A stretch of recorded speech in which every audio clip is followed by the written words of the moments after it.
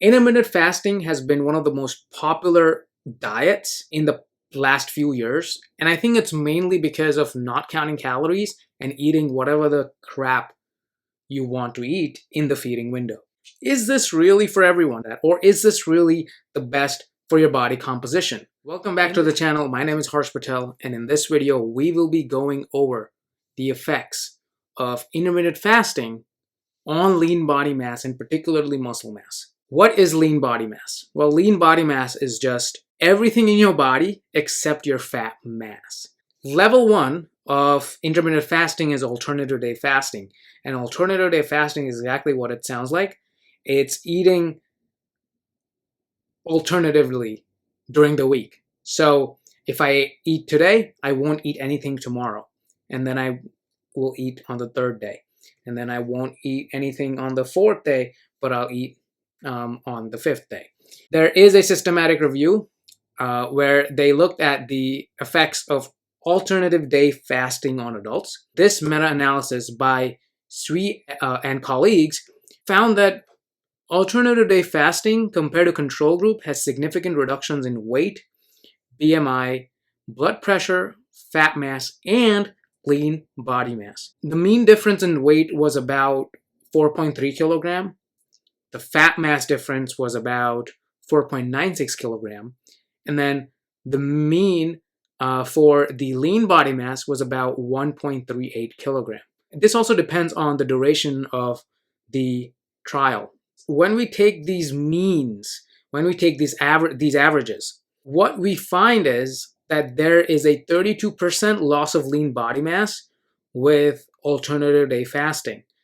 With continuous calorie restriction, I've covered this in my recent podcast, where you lose 25% of lean body mass with continuous calorie restriction when you're not focusing on resistance training, when you're not focusing on a high protein diet.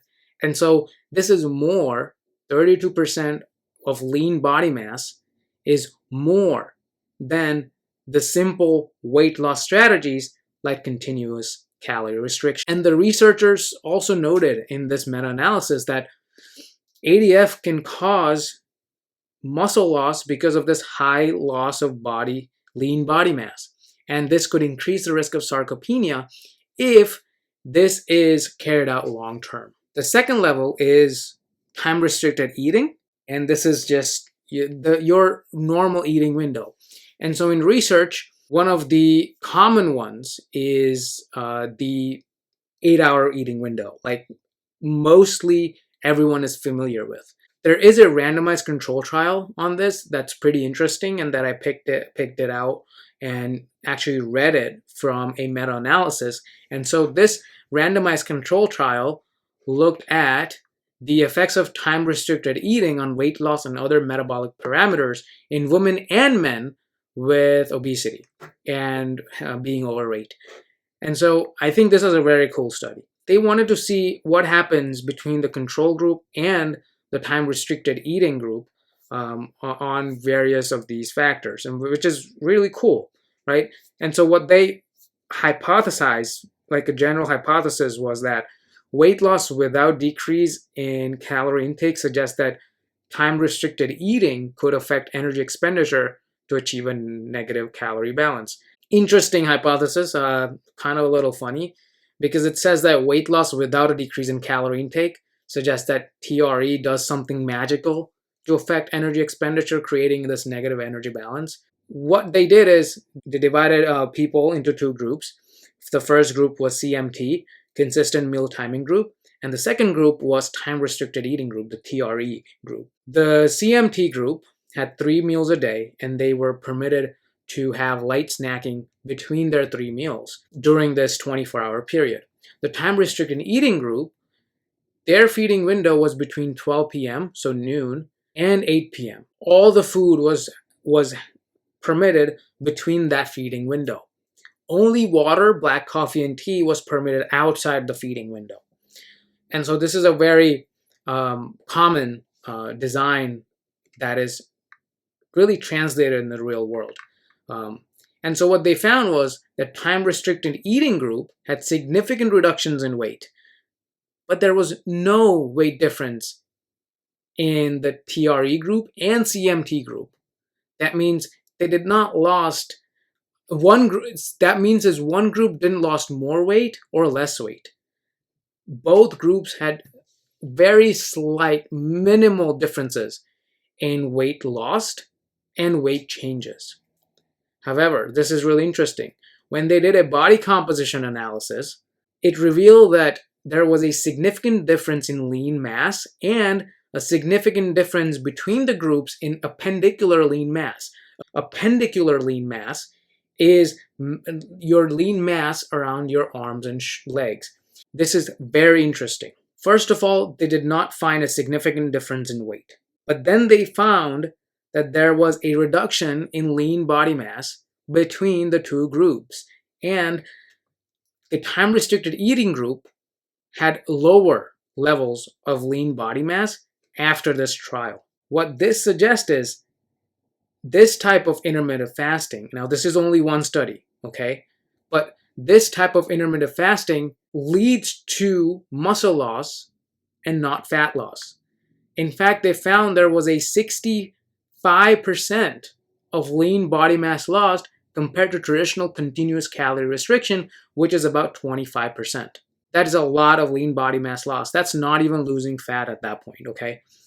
Because when we are talking about weight loss, we want fat loss. We can afford to lose a little bit of lean body mass, but that's when you are really naive and you are really amateur in terms of going about this lifestyle and this experiment. Again, these researchers, similar to the last group of researchers, suggested that this type of pattern can lead to low levels of muscle mass over time and increase the risk of sarcopenia. And again, when you lose lean body mass, likelihood of regaining weight goes up. My speculations and conclusions of intermittent fasting and muscle loss is just there are individual differences in the quality of meals and in what an individual follows, if they believe, and what they do as an exercise, and their levels of protein intake. Okay, now the studies that we looked at did not add any exercise routine, but there are studies that you can access that really look at the combined effects of fasting and resistance training, which has prevented lean body mass loss. And additionally, when you couple that with high protein diet, or even look at high protein diet with fasting, it shows the minimization of lean body mass loss. And so it all depends, okay? But my only point with this is people who believe that you can eat whatever you want in that eating window, you can get away with calorie counting, have anything and everything, even high carb food, very low fiber foods, and get around with it, and it's somehow fasting is just magical. I don't think that that's a logical way to go about weight loss. In my early years, I have done the same, but as you progress through your health journey, you need to kind of realize if you have done intermittent fasting and if you have lost weight and if you have regained it, you have to start exercising, start resistance training, and increase your protein intake. There's no way to go around it simply to just believe in traditional methods. Okay, there's no magic in intermittent fasting. Again, time restricted eating doesn't mean calorie restriction. I've covered this in my recent podcast. That is what happened in the last study, right? So when you look at the supplemental information from that study, what they found was even they were time restricting, they weren't in a caloric deficit, and that's why they didn't lose significant amount of weight. That's what their conclusion was. You can time restrict, but doesn't mean that you will calorie restrict. You might be at maintenance if you have an 8-hour eating window. There is a strong chance that that the shorter your eating window will be, the more deficit you will be in because of the gut volume, your perception of foods, and perception of portion sizes, etc. So it also depends on the eating window, and also it depends on the number of meals you're having in your feeding window. It's also important to note that when you time restrict, it's harder to get your protein in. If you are someone who wants to get 100 grams of protein, and if you eat 2 meals a day, and if you're, let's say, a semi-vegetarian, vegetarian most days, it will be really hard for you to get 100 grams of protein. Even non-vegetarians, when you look at an average American diet, they might be getting in 70 grams of protein a day, 80 grams of protein a day. They themselves sometimes don't even get more than 100 grams of protein a day. All these factors play a role in the loss of lean body mass. There are other studies, like there are some Ramadan studies where basically it's delayed time restricted eating.